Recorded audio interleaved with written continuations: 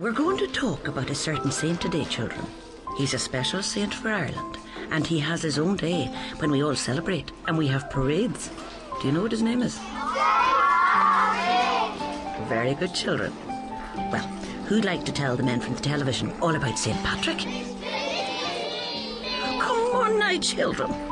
You can't all tell the story at once. Who can tell me about St. Patrick as a young boy? Mary, let's hear it from you.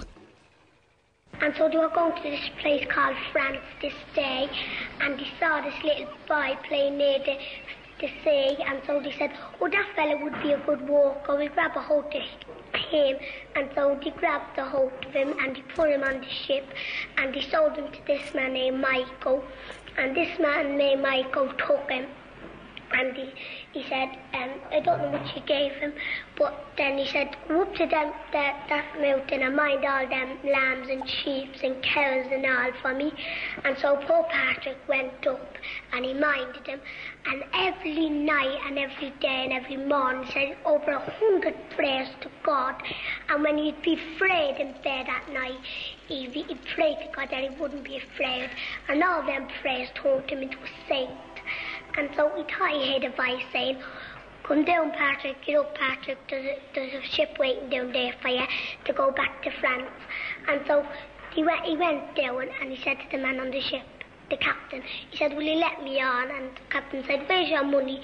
And so he said, I've no money.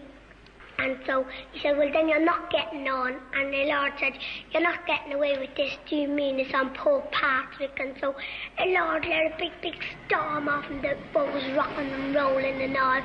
And then the sailor come up and said, that's all over, I'm not letting that little boy on. And so he said, go back and quick before we drown and tell him that I changed my mind, I let him on. And so we went up after him, and he said he changed his mind, he ought to come back. And so poor Patrick went back on the boat, and he went home. And so his mother didn't know who it was, and so he told him his name, and they were delighted.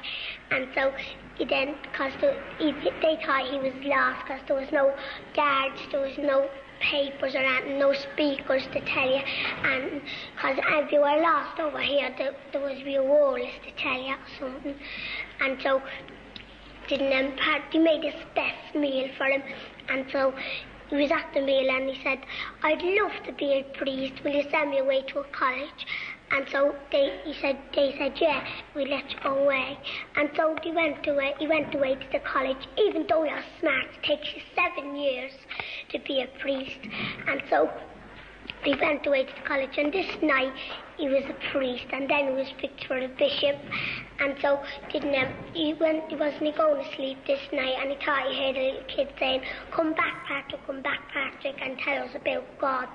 And so any other young fella say, well, he's let me there for 6 years, he's did meanless on me, he's let me starve, and he's took me away from my mother, I wouldn't go back there for anything. And so poor Patrick didn't say that, and he said, I won't keep it in for them, I'll go back to them and I'll save their souls. And this day he asked the Pope, could he go? And the Pope said yes, and he could bring a few friends with him. And so he brought his best friends with him. And when he got there, they didn't know where to start. So he said, I'll start at my old boss, Michael. And so we went to his boss, Michael, and he said, Michael asked him his name, and he said, my name is Patrick. And so Michael was delighted to see him coming back again. That was very good, Mary. We'll leave it there for now. I think the men from the television might want to get a cup of tea.